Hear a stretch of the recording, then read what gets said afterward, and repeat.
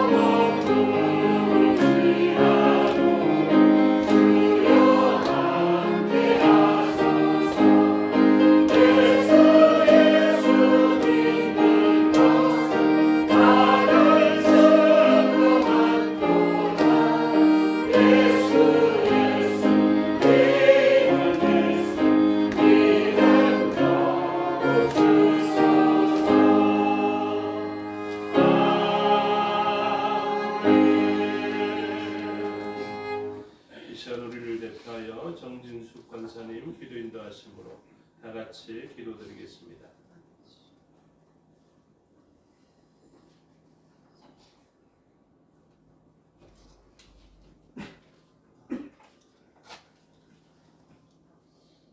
사랑과 은혜가 충만하신 하나님 아버지, 이 복된 주일 예배자로 불러주시고 주님의 얼굴을 구하며 예배드릴 수 있도록 인도하시는 감사드립니다.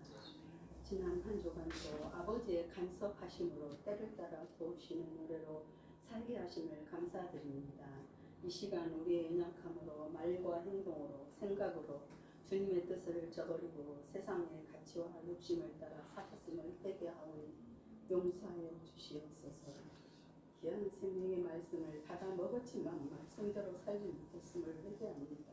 용서하여 주시옵소서. 아버지의 자녀로 사랑을 받았지만 그 이름에 합당한 삶을 살지 못했음을 회개하며 용서하여 주시옵소서. 십자가의 사랑으로 용서하시고 아버지 주님의 보혈로 씻어주시고 우리를 의인이신 예수님의 은혜와 사랑으로 의인 만들어 주시고 예배자로 있게 하심을 감사드립니다. 사랑의 예수님, 우리 교회를 붙들어 주시고 하나님 기뻐하시는 교회로 말씀에 굳게 세워주시오.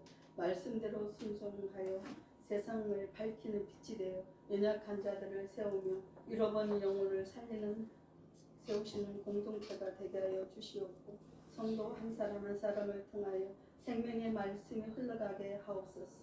단일에 세우신 우리 목사님 성령으로 충만하게 하시옵고 언제나 하나님만 뜻만 따르는 아버지의 기뻐하시는 목사님으로 세워주시옵기를 원하옵나이다.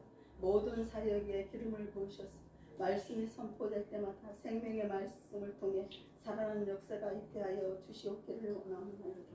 이 시간 형식적으로 드리는 예배가 아니라 신령과 진정으로 드리는 거룩한 삶제사가 되게 하여 하시옵고 하나님을 깊이 만나는 시간 되게 하여 주시옵기를 간절히 원하옵나이다. 예배 가운데 함께 하시는 주님을 찬양합니다. 거룩하신 아버지, 다음 세대를 위하여 주님 앞에 올려드립니다. 아버지 하나님, 다음 세대들을 세워주셔서 하나님의 나라가 확장되기를 원합니다. 아버지의 계획과 뜻이 하늘에서 이루신 것처럼 이 땅에서 아버지의 뜻이 이루어지기를 원하옵나이다. 생명을 주신 구원의 길이요 진리요 생명이신 예수님의 이름으로 기도드리옵나이다. 아멘.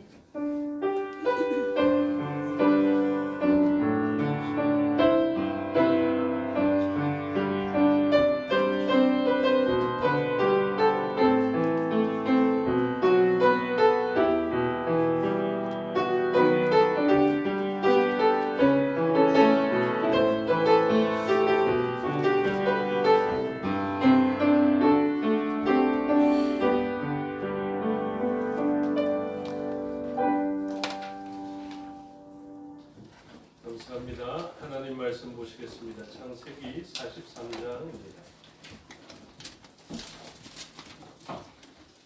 창세기 43장 1절부터 15절까지의 말씀을 보도록하겠습니다. 성경 68페이지 정도 있습니다.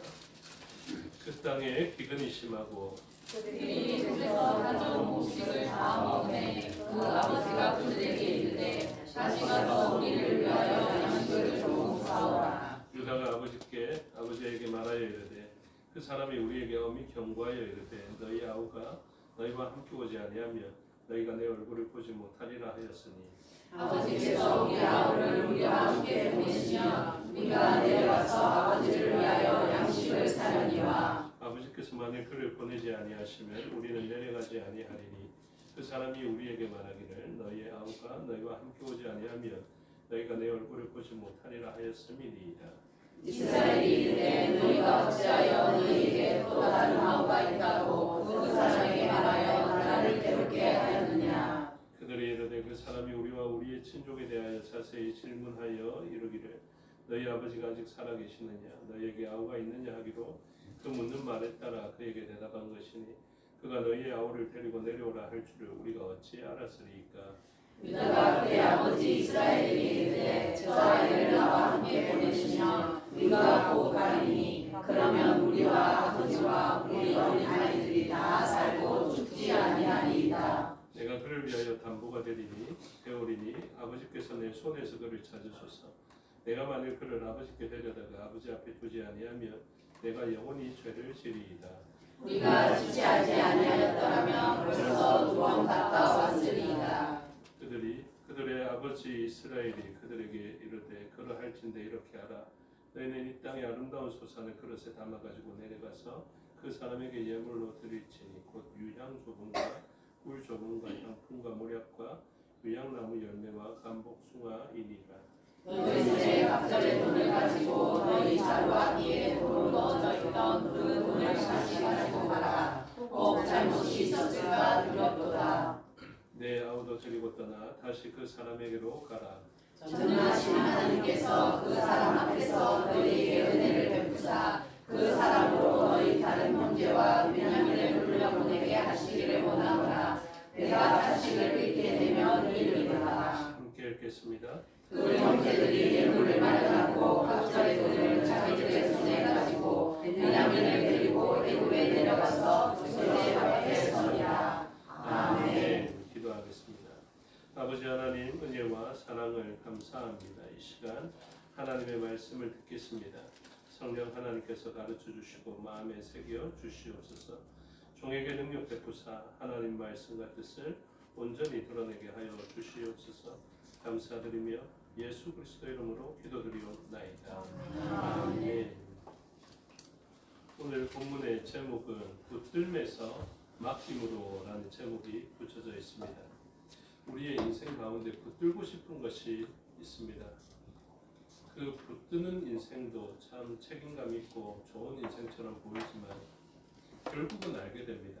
붙든다고 해서 붙들어지지 않음을 알 수 있게 됩니다. 그래서 인생 가운데 가장 복된 인생, 지혜로운 인생은 무엇이냐면 맡기는 인생이 됩니다. 그래서 많은 사람들이 붙드는 인생에서 전환을 하지 못하거든요. 맡기는 인생이 잘 되지 못합니다. 제 인생도 조금 돌아보니까 참 많이 붙들고 움켜쥐면서 살아왔구나 이런 생각을 하게 되고, 그때는 참 많은 것을 붙들고 가지고 있다 생각했는데 그때는 붙들면 붙들수록 불안해지더라고요. 근데 나중에 맡기는 기쁨을 알게 되고, 맡기고 나니까 걱정도 없고 근심도 없고 기쁨의 삶을 살아갈 수 있게 됐던 것을 알 수 있게 됩니다. 그러면서 알 수 있습니다. 그 붙들면서 맡김으로 전환되어지는데, 맡김은 사실은 우리에게 자유를 주는 그분을 붙들음을 통하여서 맡겨지게 되는구나, 이것을 알 수 있게 됩니다. 그냥 막연하게 놔버리는 인생이 아니더라고요. 하나님에 대한 신뢰로 하나님께 맡기는 인생이 되어지게 되는 것입니다. 야곱의 삶에서 요셉을 잃었다 생각한 다음에 베냐민이 남았고, 이 요셉과 베냐민은 사랑했던 라헬의 자녀였기 때문에 라헬도 죽고 요셉도 죽었다 생각하고 베냐민 한 사람만 남아있으니 이 베냐민은 자기가 붙들고 싶은 최고의 가치라고 생각할 수 있을 것입니다. 야곱에게 물어봅니다. 붙들고 싶은 게 있다면 무엇을 붙들고 싶습니까? 배가 큰 풍랑을 만나서 다 던져버려야 된다면 무엇만 남기고 싶습니까? 이렇게 물어보면 일단 베냐민만 있으면 됩니다. 이랬던 거하고 똑같거든요. 그러니까 오늘 본문에 베냐민을 결국 내어놓게 되는데, 그 전에 베냐민은 어떤 존재냐면 꼭 붙들고 싶은 그런 삶이었습니다. 이 삶은 예전에도 한번 경험했거든요. 야곱이 태어나서 지금까지 무엇을 붙들었냐면 압살롬 발 뒤꿈치를 붙들었던 것 같습니다. 아시는 분은 아시죠? 에서가 나가는데 그 발꿈치를 붙잡고 싶어요. 내가 먼저 나고 싶은데. 그 먼저 나면 뭐가 있습니까? 장자권이 있거든요. 우리가 생각할 때 좋고 탐스러운 장자권이 그에게 있었기 때문에 이 사람 발 뒤꿈치를 잡고 내가 앞서 나가면 그것을 잡을 수 있을 것 같은 그런 생각 때문에 앞 사람의 발 뒤꿈치를 붙드는 그런 사람이 되었습니다. 그리고 태어나서 보니까 자기는 차자입니다. 어떻게 해도 바꿀 수 없는 장자와 차자의 그런 태생적 제한이 있는 것이죠. 그럼에도 불구하고 장자의 권한, 장자의 축복을 속여서 받았습니다.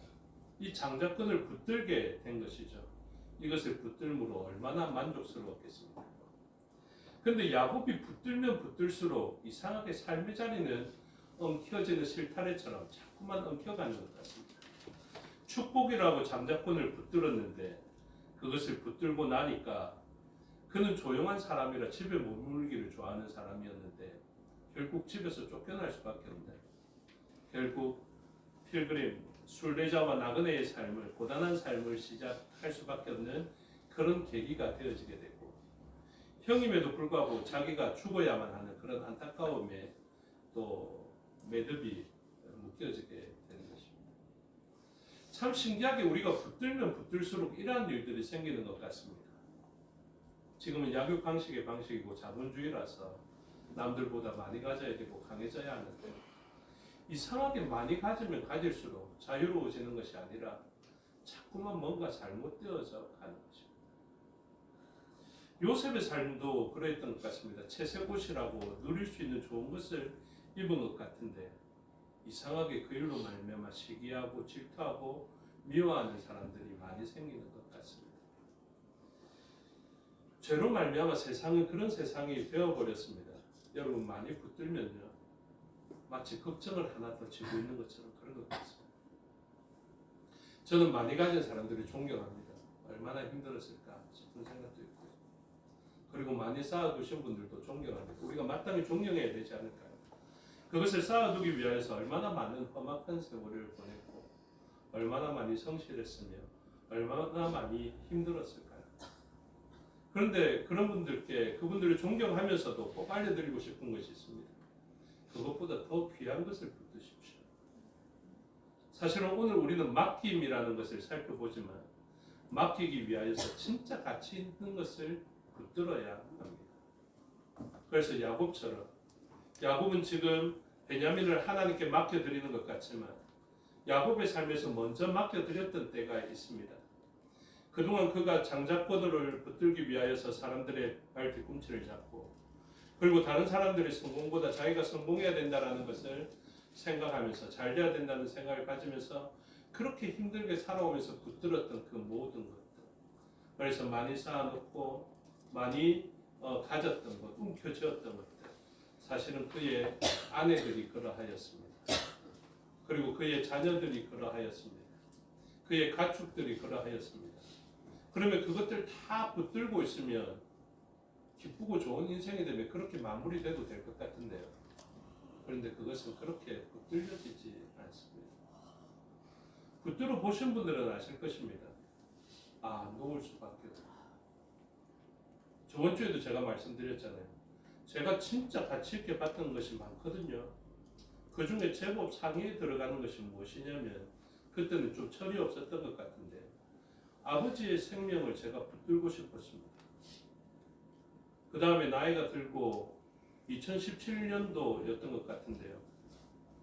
제가 교회에 부임하고 참 바빴던 시간을 보냈던 것 같은데 저희 어머니가 암에 걸리셨습니다. 그 어머니를 저는 참 많이 사랑했기 때문에 제가 아내가 있어서 더 사랑했다 이렇게 말하기가 조심스러워서 진짜 인생에서 어머니만큼 사랑할 수 있는 사람이 있을까 싶어요. 의지적으로 하나님 다음에 어머니의 순서를 두기는 했지만 실질적으로 체감될 때는 어머니가 훨씬 더 제가 붙들고 싶은 분이었거든요. 그래서 그때는 어머니를 참 많이 붙들었던 것 같습니다. 그런데 그것을 붙들어 보니까 알 수 있게 되더라고요. 내가 붙들 수 없는 것이고 내가 놓을 수밖에 없는 것이고.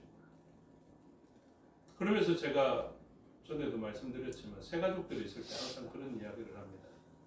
제 인생에서 사랑하는 존재와 함께 가장 행복했던 때가 있었는데 그때가 언제냐면 해운대 동백섬을 어머니와 함께 걸을 때.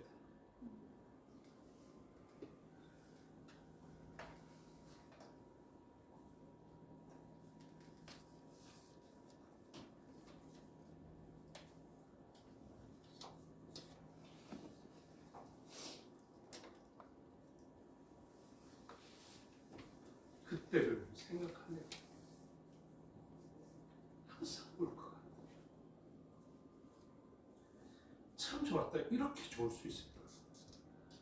이것보다 더 행복할 수는 없겠다. 그 동백섬을 도는데 참 향기로운 냄새가 나요. 그 향기 가운데 사랑하는 존재와 그 한적하게 그 길을 산보하면서 걷는데 천국은 이럴 것이다. 이렇게 생각할 정도로 참 좋았었거든요. 그런데 그 가운데 불안함이 갑자기 딱 들어오면서 그 모든 좋았던 조건들이 저에게 불안함의 요소가 되었던 적이 있습니다. 그 질문이 무엇이냐면 이 행복은 영원할 것인가? 과연 나의 이 행복함은 영원할 수 있을 것인가? 나의 붙들고 싶은 이 행복과 붙들고 싶은 어머니는 과연 영원할 것인가? 그 질문이 나에게 들어오면서 그 모든 행복함은 오히려 불안함이 되었고 두려움이 되었던 적이 있었습니다. 그런데 야곱이 그 모든 것을 잃었을 때 붙드신 그 한 분, 그가 환도뼈가 위골되면서 허벅지 관절이 위골되면서도 꼭 붙들어야 하는 그분을 만났을 때 야곱은 그의 처자들보다 먼저 나아가서 자기의 생명을 맡길 수 있을 그런 때가 있었습니다. 저도 예수님이 참 좋아졌던 때가 그때였던 것 같습니다. 어머니를 이제 입관하면서 그리고 난 다음에 하간 예배를 드릴 때였던 것 같은데 정청원 목사님이 설교를 이렇게 하셨거든요.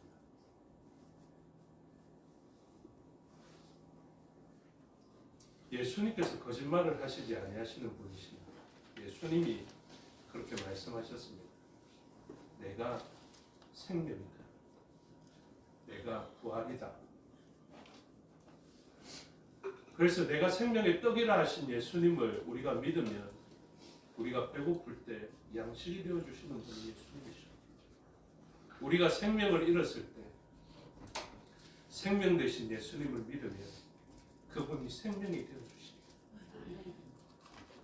그것을 알고 나니까 너무 감사하더라고요. 그래서 제가 어머니를 그분께 맡겨드렸습니다. 예수님, 저희 어머니를 부탁드립니다. 어머니의 잃어버린 생명이 되어주시고 부활이라 하셨으니 어머니의 부활이 되어 하나님의 품에 안아주시옵소서.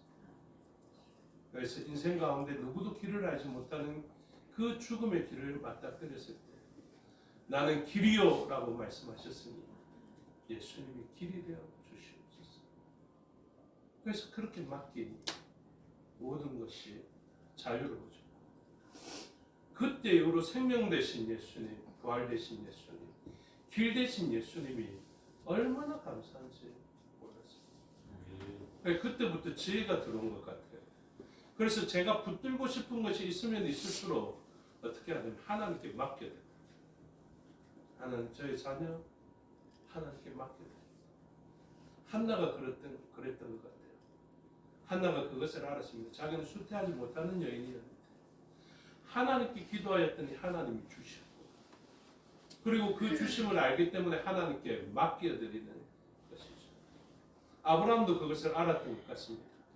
죽은 몸과 같은 그에게 하나님이 아들을 주셨고, 경수가 끊어진 여인을 통하여서도 아들을 낳게 하신 하나님은 그분이 참 부모이시고 참 주인이시며 이삭의 생명은 자기의 것이 아니라 하나님의 것이다라는 것을 알게 되었을 때 하나님이 맡길래라고 물어보신 줄 알았던 것 같습니다. 너의 아들을 나에게 바치라 했을 때 그것은 하나님을 붙들므로 맡기는 것임을 알았고, 거짓말하지 아니하시는 하나님이 이 자녀를 통하여서 열방을 이루시겠다 약속하셨으니 나의 아들은 죽었다가도 살아날 존재다라는 것을 알고 하나님께 드렸던 것이죠. 그래서 붙드는 인생은 참 많은 책임감과 힘든 삶을 살았겠지만 결국은 붙들 수 없는 인생이 되는 것이고, 하나님을 붙들므로 하나님께 맡긴 인생은 참 자유를 누릴 수 있는 그런 인생이 되는 것입니다. 그것을 잘 보여주는 것이 오늘의 본문입니다. 베냐민을 얼마나 붙들고 싶었을까요? 1절과 2절에 보면 그 땅에 기근이 심하고 그들이 애굽에서 가져온 곡식을 다 먹으며 이렇게 되어져 있거든요. 여러분, 기근 만나서 양식을 구하러 아들을 보냈습니다. 아들을 보냈는데 베냐민을 빼고 보냈어요. 저는 베냐민 보냈을 것 같거든요. 기근을 만나요. 아무리 사랑하는 베냐민이지만 이 한 사람 더 가야 더 많은 양식을 가져올 것 아닙니까? 저는 저 같으면 보냈겠어요. 근데 야곱은 저보다 더 사랑이 많았던 것 같아요. 얘가 가야 더 많은 양식을 지고 올 겁니다. 이럼에도 불구하고, 살기 위해서는 양식이 있어야 함에도 불구하고, 야 너희들만 가, 베냐민은 놔두고 가면 좋겠어, 이랬던 베냐민이니까 저보다 사랑이 더 많았을 뿐만 아니라 더 붙들고 싶은 절절한 그 마음을 표현한 것이겠죠. 그런데 그 형들이 가서 시몬을 인질 비슷하게 그렇게 남겨놓고 돌아왔음에도 불구하고 이들은 바로 베냐민을 데리고 갈 수 없었습니다. 시몬을 살려내기 위해서 베냐민이 갔어야 함에도 불구하고 그들은 베냐민을 데리고 갈 수 없었어요. 그래서 결국 조금씩 양식을 먹었겠죠. 그럼에도 불구하고 양식은 다. 여러분, 우리의 인생의 행복과 젊음이 그렇습니다. 붙들 수 있는 것 같죠? 아닙니다. 하루하루. 이제 나이가 들어가니까 그렇게 이야기하죠. 너무 빨리 지나가버린 하루하루가 되어져 버렸는데 이제 더 빨리 우리는 힘들어지고 건강을 잃어버리게 될 것입니다. 결국 양식을 다 소진하게 되고 이야기합니다. 있어도 죽을 것 같으니까 보내야 한다라는 것이죠. 보내는데 아들들이 원망스럽습니다. 6절에 보니까 이스라엘이 야곱입니다. 이르되 너희가 어찌하여 너희에게 또 다른 아우가 있다고 그 사람에게 말하여 나를 괴롭게 하느냐. 내가 붙들고 싶은 최고의 가치가 베냐민인데 왜 베냐민이 있다고 이야기해서 베냐민을 데려가게 만들었냐라고 원망하는 것입니다. 근데 그것을 해결할 수 있는 존재가 아무도 없습니다. 야곱도 참 책임지고 싶고 붙드는 인생을 살아가는 사람이지만 그도 가장의 역할을 다 하고 싶었고 사실은 이 자녀들도 자기가 다 살리고 싶었겠지만 그럴 수 없어서 결국 놓을 수밖에 없게 되고 결국 자녀를 내어놓게 됩니다. 14절의 요청입니다. 전능하신 하나님께서 그 사람 앞에서 너희에게 은혜를 베푸사 그 사람으로 너희 다른 형제와 베냐민을 돌려보내게 하시기를 원하노라. 내가 자식을 잃게 되면 이러리로다. 우리가 보통 사람의 그 주권을 핸들링이라 표현하자면요, 야곱은 이때까지 자기가 핸들링하면서 살아왔거든요. 근데 인생에 깨달음이 있었습니다. 내가 핸들링 할 수 있는 것이 아니구나. 오늘 본문에서 더 절절하게 느낍니다. 내가 베냐민을 핸들링 할 수 없고 내가 내 가정을 핸들링 할 수 없구나라는 것을 깨닫게 됩니다. 그래서 인생은 시간대, 어느 시간대를 겪어야 된다고요? 밤 사경을 겪어야 됩니다. 밤 사경이 어느 때입니까? 바다에서 가장 익숙하고 노련한 어부 출신들이 풍랑을 만나서 자기의 배를 자신들이 노하우로, 경험으로, 경력으로 핸들링 해본 시간이거든요. 풍랑을 만나서 자신들이 핸들링 해봤습니다. 왜요? 내가 어부니까. 바다에 자신만큼 익숙한 사람이 있습니까? 노련한 사람이 없습니까? 노련한 사람이 있습니까? 없단 말입니다. 그러니까 결국 자기의 선악의 기준을 가지고 핸들링합니다. 근데 그거 다 해보면 결국 알 수 있게 됩니다. 내 뜻대로 안 되는구나. 내가 아무리 노련해도 안 되는구나. 그때 누가 등장합니까? 목수 출신의 예수 그리스도께서 오십니다. 우리는 이야기합니다. 예수님 목수 출신이죠. 가만히 계십시오. 저기 가만히 계십시오. 내가 전문가입니다. 여러분, 목회는 제가 전문가입니다. 그걸 좀 인정해 주시길 바랍니다. 제가 왜 전문가인 줄 아십니까? 목회는 하나님께 맡겨야 되는 것을 알고 있기 때문이죠. 수많은 사람들이 선악의 기준을 가지고 바라볼 수 있을 것입니다.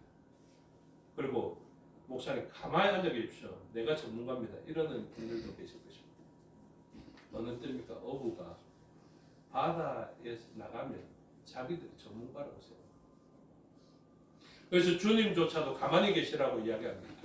우리 인생이 그렇게 살아왔거든요. 장자권을 붙드는 데는 내가 전문가입니다. 처자를 붙드는 데는 제가 전문가고 가축을 키우는 것은 제가 전문가입니다. 왜 삼촌 라반도 안 됩니다. 내가 어떻게 하면 아롱진 것을 아는지 자기가 신풍나무 가지를 흔들었을 때인 줄 알고 그렇게 생각합니다. 밤 사경에는 어떤 역사가 일어납니까? 어부 출신들이 그 선장의 권위를 내려놓는, 어부의 권위를 내려놓는 일들이 일어납니다. 누가 나서셔야 됩니까? 죄송하지만 목수 출신의 예수님이 나셔야 됩니다. 그리고 그분이 오시면 해결됩니다. 그분이 오셔서 하셔야 해결됩니다. 경험상, 지혜상 납득되어지지 않더라도 주님이 바다 보고 바람 보고 잠잠하라 하면 잠잠해지는 것입니다. 그래서 주인이 예수님이 주인 되신 가정이 복된 것입니다. 내가 붙드는 인생이 복된 것이 아니라 내가 핸들링하는 인생이 복된 것이 아니라 하나님이 주인 되신 그 인생과 가정이 복된 것입니다. 그래서 꼭 소개시켜주고 싶은 분이 바로 예수님인 것 아닙니까? 아멘. 다른 분들도 이 험한 인생을 살아와 보셨거든요. 여러분 교회 분들이 왜 그렇게 모든 것을 다 내어놓고 그분께 예수님 증거하고 싶은지 아십니까? 그분에 대한 긍휼함과 사랑 때문에 그렇습니다. 야곱이 있으면 안 그렇겠습니까? 야곱이 왜 여러분들 보고 예수님 꼭 만나야 됩니다, 예수님 붙들어야 됩니다 하는 줄 아십니까? 야곱이 험악한 세월에 살았기 때문에 그렇습니다. 그분이 사랑이 많은 것 같죠? 그분이 그만큼 힘들었어요. 그분이 내어놓으니까 쉽게 내어놓는 것 같죠? 아니요. 누구보다도 아끼고 누구보다 사랑하시는 분이세요. 근데 그것보다 더 귀한 분이 있으니까 그건 내어놓고서라도 알려주고 싶은 거예요. 소개시켜주고 싶은 거예요. 당신 내처럼 괴로워해서는 살 수가 없다. 그러니 그 살 수 없으니까 빨리 이분 만나야 된다. 뭐 어떻게 하면 만날 수 있겠니? 내가 뭘 좀 섬겨줄까? 그렇게 하면서 섬기는 거예요. 어느 인생이 다른 사람 섬기고 싶은 인생이 있어요.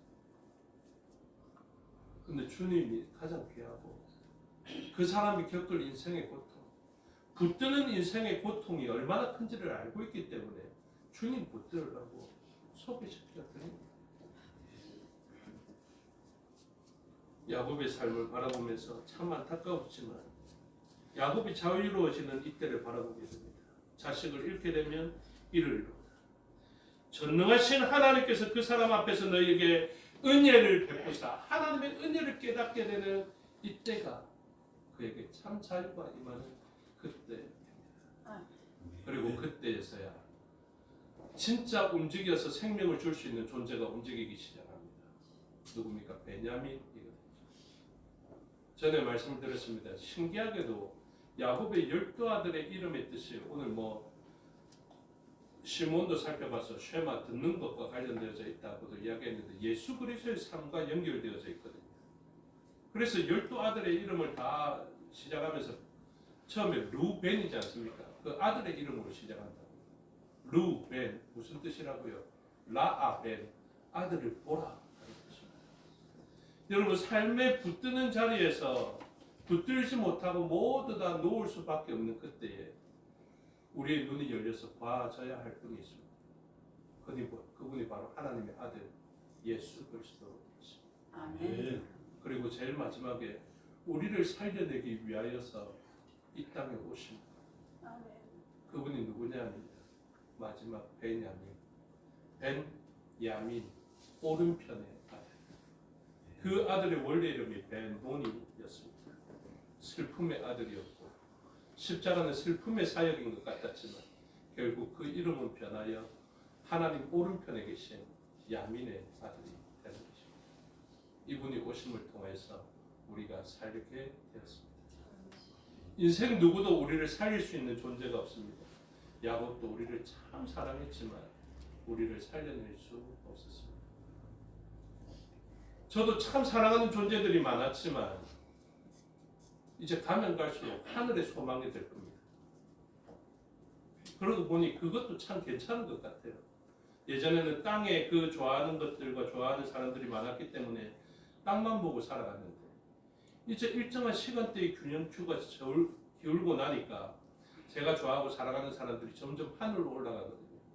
그러니 저의 소망도 자꾸 하늘을 보게 되는 것 같습니다. 그분을 보면요, 그분에 의해서 살 수 있는 인생들이 되어지게 됩니다. 그래서 여러분, 인생에 참 붙들어야 할 것도 많고 붙들면 기분 좋을 것도 참 많겠지만 진짜 붙들어야 할 곳 예수님을 붙들므로 우리의 삶이 맡기는 인생이 되기를 원합니다. 그래서 우리가 사랑하는 그 모든 존재들은 우리가 붙들어야 되는 존재가 아니라 하나님께 맡겨야 되는 존재인 것을 깨달으시고 우리의 인생뿐만 아니라 우리가 사랑하는 모든 존재들도 주께 맡겨서 그분이 우리의 선한 목자가 되십니다. 선한 목자께 맡겨드리면 그분께서 그분이 만드신 처소에 우리를 모두 다 들이실 것입니다. 우리 그때 가서 영원한 기쁨을 누리면 됩니다. 예수님을 붙들므로 그분께 맡겨드리고 그분께서 만들어 놓으신 처소에 다 들어가서 누구보다 감사할 분이 그분이라서 찬양하고 예배하는 것이 감격이고 기쁨의 삶이 되시기를 주님의 이름으로 축복합니다. 기도하겠습니다. 아버지 하나님 은혜와 사랑을 감사합니다. 야곱이 베냐민을 아주 사랑했습니다. 자기의 양식이 다 돼가서 자기가 죽는 한이 있어도 베냐민을 아끼고 사랑할 정도로 베냐민을 사랑하였습니다. 그러나 그것 붙들음을 통하여서 그를 살릴 수가 없습니다. 우리 인생의 한계를 베냐민을 통하여서 깨닫게 하여 주시옵고, 또한 그 이중적 예표가 되는 베냐민을 통하여서 우리를 살려내기 위한 유일한 방법이 되시는 예수 그리스도께서 이 땅에 오실 수밖에 없었던 이유도 발견하게 하여 주시옵소서. 그래서 그 아들을 통하여서 우리는 맡긴 바 되어지고, 그 선한 목자의 손에 맡겨짐을 통하여서 어떤 인생이 붙들어준 인생보다 더 복된 인생이 되었으니, 우리가 이 예수님을 소개하여 인생의 영원한 고통이 끝나게 하여 주시옵고, 예수님을 붙들음을 통하여서 영원한 생명과 영원한 기쁨으로 전환되어지는 역사가 있게 하여 주시옵소서. 아멘. 그래서 우리의 자랑이 우리의 사랑이 아니라 예수님이 되게 하여 주시옵소서. 감사드리며 예수 그리스도 이름으로 기도드리옵나이다. 아멘. 543장으로 찬양하겠습니다.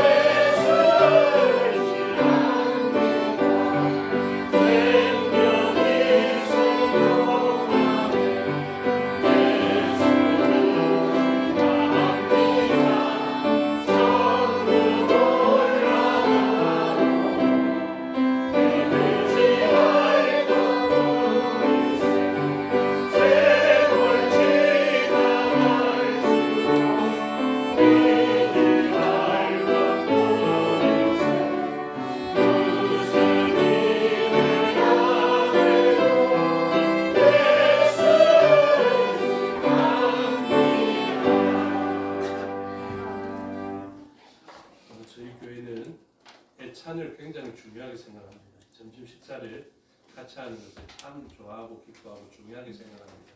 그래서 예배 드리신 모든 분들이 점심 식사를 하고 가시면 좋겠습니다.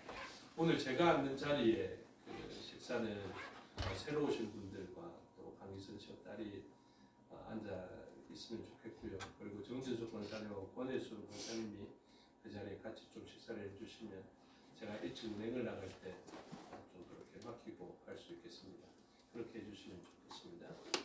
주님께서 가르쳐 주신 기도 드리겠습니다. 하늘에 계신 우리 아버지, 아버지의 이름을 거룩하게 하시며 아버지의 나라가 오게 하시며 아버지의 뜻이 하늘에서와 같이 땅에서도 이루어지게 하소서.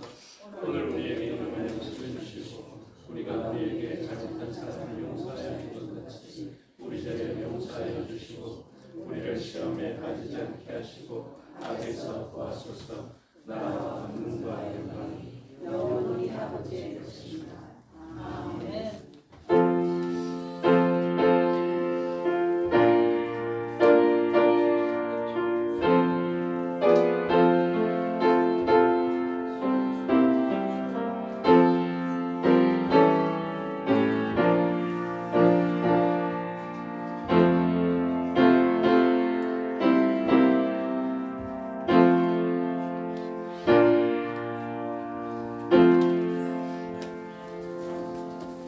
감사합니다. 주일 5일의 순서를 마치겠습니다. 신앙도 마칩니다. 건강하십시오.